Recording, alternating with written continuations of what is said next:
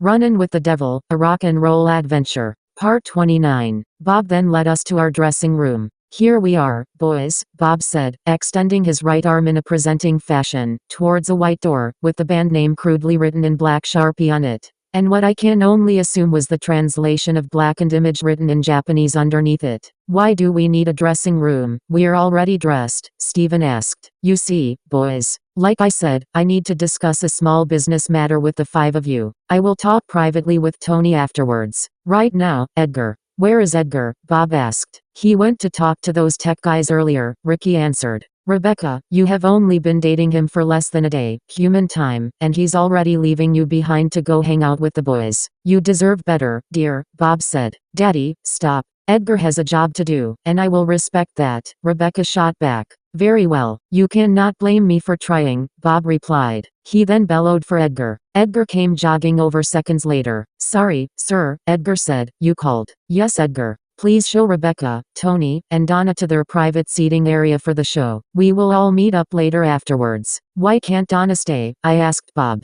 Do not start, Mr. Hardsell. I told you before that my business is with you, and you only, and this is business. What you do afterwards is on you. I like you. I really do. So please, do not make me repeat myself again, Bob said intensely. It's okay, babe. You handle your business, and I'll see you after the show, Donna said to me. Yeah, that way we can spend a little girl time. Girl, Rebecca said to Donna, nudging her on the arm. Donna then kissed me. Have a good show, babe, she said, as Edgar led them to their seating area. Shall we, boys? Bob said, opening the dressing room door. We all walked in, and Bob shut the door behind him. The room wasn't big, but it wasn't small either. A long table, with 5 metal fold-up chairs, sat to the right, with 5 rectangular makeup mirrors above it on the wall. Several empty old and rusty clothes racks on wheels, sat to the left. A table about half the size of the first one, sat directly in front of us, with 6 stacks of papers, each stapled together, a coffee pot with all the fixings, and 2 cartons of Marlboro cigarettes, with lighters and ashtrays on it. Have a seat, boys. We have about an hour before the show starts. Hopefully we'll be finished long before that, Bob said. We all then took a seat. Boys,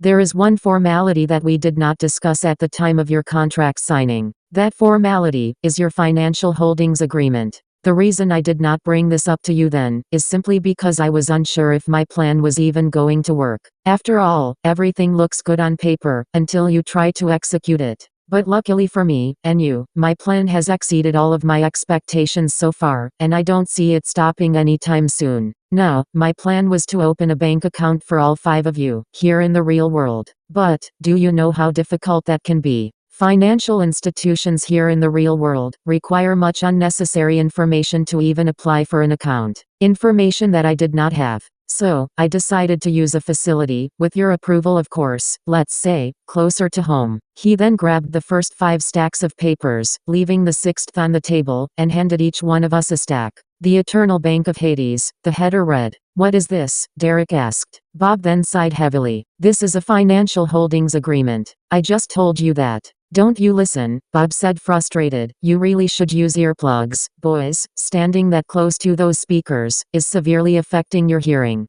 Anyway, what it does is give me, the devil, the authorization to hold all your financial earnings, in regards to Hellfire Records, at my institution, the Eternal Bank of Hades, for which I am the president and bank manager of.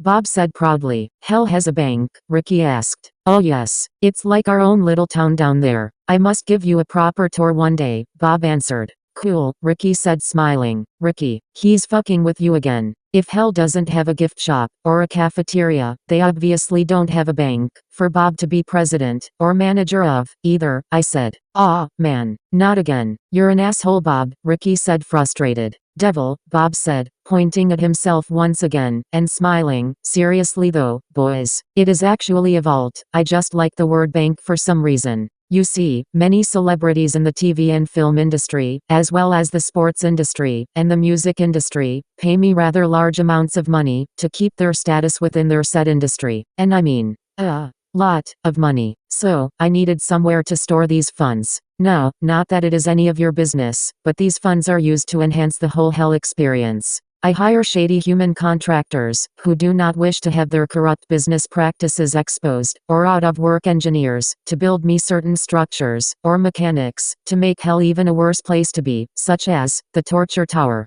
A 17-story structure that holds all my torture devices, fire in the hole, a burning roller coaster that descends into the lake of fire, and my favorite, dismemberment hall, which will be opening soon, for my own entertainment. You should see it, boys. It is most fabulous. Anyway, back to what I was saying, I did a little research on the banking industry as a whole. What a scam that is. I love it. You put your money into their bank, they charge you for holding your money in their bank, then charge you again to take it out of their bank. And you humans do this willingly. You pay them your own money to hold said money and give you back said money out of the money you originally gave them to hold. It's brilliant. Now, unlike human financial institutions, I will not charge to hold and or to give you back your own money. You can do with it as you wish. All you have to do is call from a touch-tone phone, 1-555-ETERNAL. Use the promo code PLAN when prompted. Enter your identification number, which I will give you shortly. Also, when prompted, press 1 for balance inquiry, or press 2 for withdrawal, when prompted.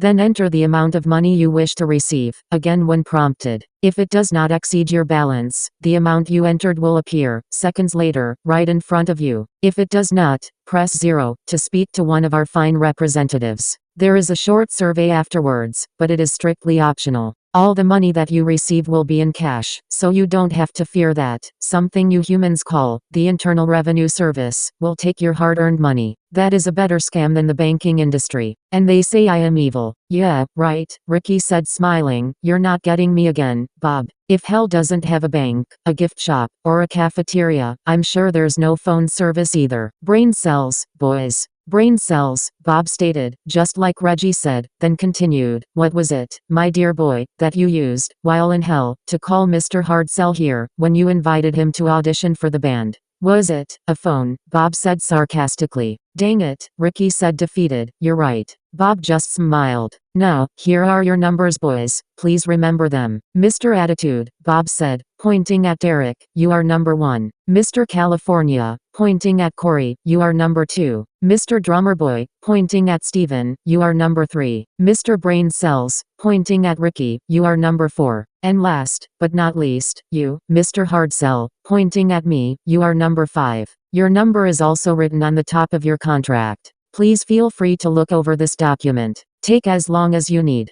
But remember, boys, the show starts in about 30 minutes. Derek and Corey signed immediately. Steven looked over a few pages then signed. Ricky waited for me. I glanced over the contract quickly, finding nothing out of place again. I signed, my real name this time, then Ricky signed. We all handed the contracts back to Bob. Very good, boys, Bob said. Your money will be available shortly. We have money, besides what's in our pockets? Steven asked. Yes, boys. The money from your album sales, your endorsement deal, what they paid you all to do the radio show, as well as appear at the meet and greet session, Bob began. We got paid to do that, Ricky asked. It was so much fun. Yes, my intellectually challenged friend. I will not allow you to do anything, in regards to Hellfire Records, without getting paid. I'm not running a charity here. If you sneeze into a napkin, I'm sure someone somewhere will pay to own it, Bob answered, then continued, and all the proceeds from the ticket sales for tonight's show will be totaled up, divided by 5. And that amount will be placed in each one of your accounts, so to speak. The funds will be available shortly. It is only going to get better. Bigger shows, guest appearances, more endorsement deals, tour sponsors, etc. This is only the beginning. I will be glad to add any remaining funds from your signing bonus to your available balance. If you would like, just hand it over to me, boys. Bob then extended his hand. Derek, Corey, Steven, and Ricky reached into their pockets and gave Bob the remaining money almost immediately. How he knew whose money was whose, I don't know, but I guess he knew somehow. I'll keep mine, Bob, I said, still a little skeptical that Bob was telling the truth, after his lie about the box earlier. Very well, Mr. Hardsell. It's been a pleasure doing business with you all. Now, here is your set list, Bob said, handing a copy to each one of us. You will only be performing the 10 songs, in the order as they appear on the album. No drum solo, no guitar solo, and no encore. That is all your time limit will allow. You may introduce each song, if you care to, but do not deviate from this list, or extend the show past the 55-minute allotted show time. A countdown clock will be positioned stage right, to let you know how much time you have left. Another copy of this list is taped to the floor of the stage where each one of you are positioned.